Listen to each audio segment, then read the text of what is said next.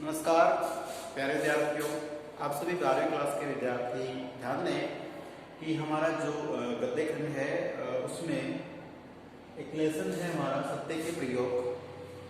हालांकि आपको कुछ वीडियोस मैंने भेजे थे, शायद 3 फोटोज के रूप में वीडियो भेजे हैं, जिनमें से एक फोटो में तो है हटाया गया पाठ्यक्रम जो है वो है, तो उसको भले भले देख लीजिए कि क्या क्या हटा है। पद परिचय, शब्द शक्ति है, ये पूर्ण रूप से हट गए हैं, और जो अलंकार है उसमें से कुछ मात्रा में हट गए, कुछ बच गए हैं। और जो हमारा संवाद सेतु का है तो उसमें से पत्र लेखन का जो है पत्र लेखन में से कुछ मात्रा में हट गए हैं, कुछ बिंदु बचे हैं। तो मैंने पूर्ण रूप से आपको एक फोटो भेजे हैं कल, तो उसमें से आपको ये देखना, जैसे संशोधित तो आपके पास है ही, वो तो रहेगा। संशोधित का मतलब है कि जो हमारी बोर्ड में आएगा, एग्जाम में आएगा, तो वो पाठ्यक्रम संस्कृत के 2 चित्र होंगे, 2 फोटो होंगे। एक में लिखा कि कक्षा 12 है, अनिवार्य हिंदी है, और संशोधित पाठ्यक्रम है, तो उसमें जो शेष रह गया है, चाहे व्याकरण का पोर्शन है, उसके नीचे पुस्तक के कुछ लेखकों के नाम भी हैं, वो भी हैं, तो वो तो आपको पढ़ना है। और जो हटाया गया कोर्स है वो इसलिए आपको भेज देता है कि आपको ये पता चल जाए क्या क्या चीजें हैं जो हट गई है। तो उसमें से देखिए कुछ लेसन इस पुस्तक के भी हैं, पीयूष प्रवाह के भी हैं, तो पीयूष प्रवाह के लगभग 3-4 लेसन हट गए हैं, आपको मैंने भेज दिया है। और जो रह गया है वो लेसन अपना चल रहा है, वो आपको पढ़ाया जा रहा है। उसने कहा था ये भी हमारा है, पढ़ लिया हमने। दूसरा है सत्य के प्रयोग, ये भी चल रहा है हमारा, गोरा भी पढ़ेंगे हम लोग, ठीक है। तो ये इसमें 3-4 लेसन है जो हमारे पढ़ने हैं, तो इसमें शायद 1-2 लेसन और बचे। और जो हमारा काव्य खंड है उसमें से भी कुछ हटा है, जैसे संतवाणी को हटा दिया गया है, सूरदास वापस बचा हुआ है, और डिफिकल्ट लेसन से कुछ आपको लगता है वो हटा दिया, कुछ सरल कोर्स रह गया है। तो पहले तरफ से एक गुजारिश है कि जो बचा हुआ कोर्स है इसी में जो बाकी लेसन के अंक होते हैं, नंबर 2 जुड़ जाएंगे। तो जो क्वेश्चन मान लीजिए 4 नंबर का आ रहा है वो 4.5 5 का भी तो हो सकता है, ठीक है। या यूं मान के चलिए कि वो क्वेश्चन जो 4 नंबर का आ रहा है वो 4 का ही रहेगा। अब वो पहले तो ज्यादा मैच दे रहे थे, अब वो सिलेक्टेड पार्ट होगा, उसमें से क्वेश्चन आ जाएगा, प्रत्येक लेसन में से क्वेश्चन आ जाएगा। तो जितना कोर्स बच गया है प्लीज उससे ध्यानपूर्वक पहले तो ये फिक्स कर लें कि क्या हट गया है, क्या रह गया है। और आपको लगता है कि समझ में नहीं आ रहा है तो आप संपर्क कर सकते हो, फोन कर सकते हो, ये व्हाट्सएप पे अपनी प्रॉब्लम लिख के भेज सकते हैं, ठीक है। चलिए, तो मुझे लगता है कि कोर्स जो मैंने कल आपको भेजा है वो फाइनल रहेगा, बोर्ड के द्वारा वो आया है हमारे पास, आपको भेज दिया गया है। आप भी सर्च करके देख सकते हैं, आप पढ़े लिखे विद्यार्थी हैं। तो आज जो शांति नीति और ये वाला जो सत्य के प्रयोग है, मोहनदास करमचंद गांधी का जो आत्मकथा है, ये आत्मकथा मतलब इनके जो अनुभव है वो ये शेयर कर रहे हैं, और कौन कौन से अनुभव रहे, कैसे कैसे इनको उसका फायदा नुकसान मिला वो देखने की बात है। तो जैसे हमने सभ्य पोशाक पढ़ी है, उसके बाद बलवान से वृंद पढ़ी है, ठीक है, और फिर हमने आत्मिक शिक्षा पढ़ी है, और उसके बाद बहुत से पॉइंट पढ़े। उसके बाद माना गया है लास्ट में शांति निकेतन, और एक और है जो लास्ट का रहेगा हमारा, वो है खादी का जन्म। खादी जो वस्त्र होते हैं, इन वस्त्रों को गांधी जी ने अंग्रेजों को क्या कि दिखाने के लिए, बताने के लिए कि हमको आपके वस्त्र हमें नहीं चाहिए, उनके वस्त्रों को गोली जला दी और खुद खादी के वस्त्र बुनने का प्रयास किया गया है।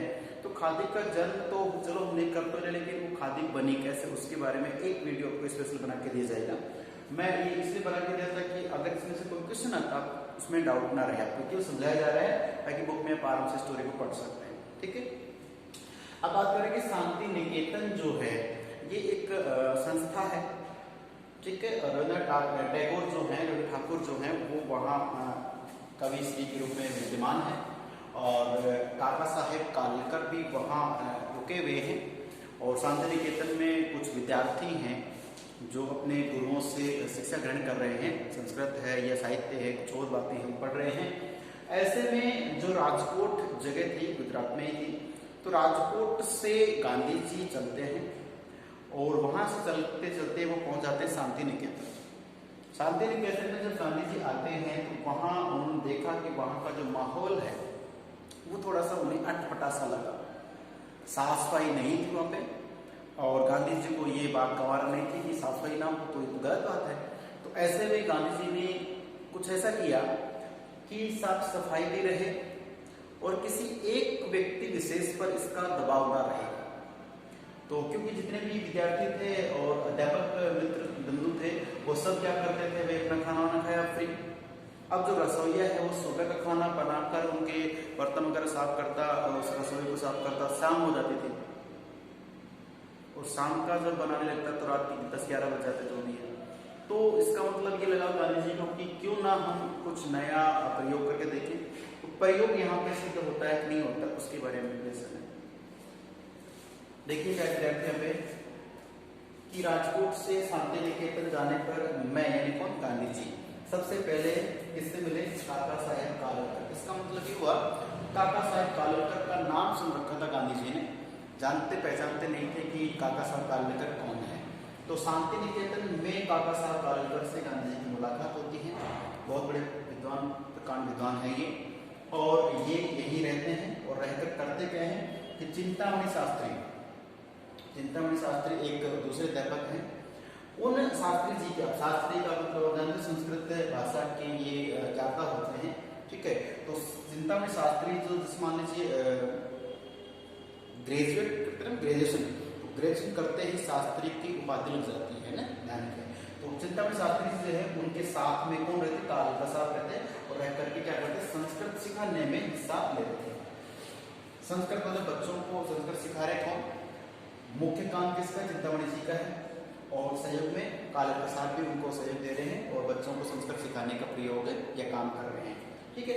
ये यहाँ का सिस्टम चल रहा था। अब गांधी जी वहाँ पे आके देखते हैं तो कालेलकर साहब से मिलते हैं और कालेलकर साहब से मिलने के बाद में वो चिंतामणि जी से मिलते हैं और फिर विद्यार्थियों से मिलते हैं, वहाँ का मुआयना करते हैं, देखते हैं और गांधी जी का सब लोग आदर सत्कार कर रहे हैं वहाँ पे।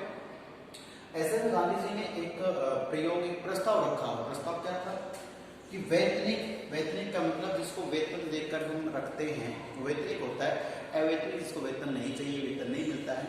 तो वैतनिक जो रसोइये हैं, 2 से 3 4 जो भी व्यक्ति जो खाना बनाते हैं, सप्लाई करते हैं, इनके वास्ते या इनकी बजाय, ठीक है, इनके लिए हम क्या करेंगे कि इनको तो भाई चलो रोक देते हैं और शिक्षक जो हैं, ठीक है, अध्यापक जो हैं, तो ये शिक्षक व विद्यार्थी ये स्वयं क्या करेंगे, अपनी रसोई स्वयं संभालेंगे।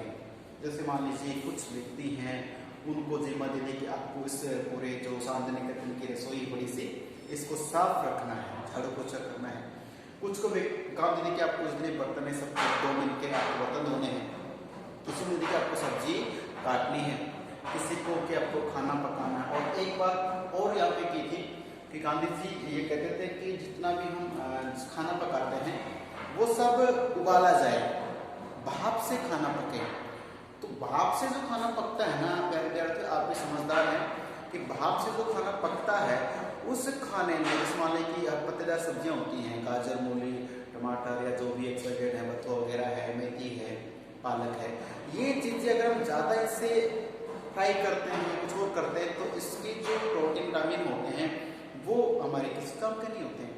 हल्का सा इन्हें पानी में चढ़ाया और बस भाप ढक दिया, ढक्कन रख दिया, तो भाप से पक जाते हैं। और भाप से चाहे वो अनाज को पकाइए, चाहे सब्जियों को पकाइए, वो हमारे शरीर के लिए फायदेमंद रहती है, ठीक है। चलिए, तो गांधी ने तो प्रश्न रखा कि जो विद्यार्थी हैं, जो शिक्षक है, वो अपने अपना काम बांट लेंगे, कुछ सब्जी काटेंगे, कुछ झाड़ू पोछा बर्तन करेंगे, उस तरह से प्रत्येक को, चाहे वो बड़ा हो छोटा हो, विद्यार्थी भी साथ में लग रहे हैं, शिक्षक भी लग रहे हैं, किसी प्रकार का भेदभाव नहीं रहेगा। इससे एक तो स्वावलंबी हम बनेंगे, आत्मबल आएगा और हम जो खाना खुद पकाकर खाएंगे वो खाना शुद्ध भी तो हो सकता है। रसोइयों को एक बार जल्दी बनाना पड़ता है तो वो साफ सफाई ध्यान रखें ना रखें, लेकिन हम जो स्वयं बनाकर खाएंगे तो अपने लिए कोई बुरा खाना थोड़ी बनाएगा। बात वही है कि प्रस्ताव रख दिया इन्होंने और प्रस्ताव रखा और उससे कविश्री कौन थे, रविंद्रनाथ टैगोर जी, तो उन्होंने इसको मंजूरी भी दे दी, ठीक है कि हाँ बिल्कुल आप जो कह रहे हो सकते हैं। और ये जो प्रयोग है कई दिनों तक चलता रहा, लेकिन फिर गांधी जी को वहां जाना पड़ा और जैसे गांधी जी गए तो उनके बाद में प्रयोग धीरे धीरे बंद हो गया। तो इससे एक बात निकल के सामने आती है कि अच्छी बात क्या होती है कि आप और हम किसी व्यक्ति को कोई काम, कोई वस्तु, कोई चीज सिखाने का प्रयास करते हैं, तो जब तक वो पूर्ण रूप से सीख नहीं जाता है या जब तक वो उस काम में निरंतर लगा चलता नहीं रहता तब तक हमें उसका साथ देना चाहिए, अर्थात उसे लगे रहना चाहिए। बात ये है तो यहाँ पे प्रयोग बंद कर दिया गया था, जबकि अच्छी चीज थी, करते रहना चाहिए, लेकिन ये लोग बंद कर दिए थे इसको।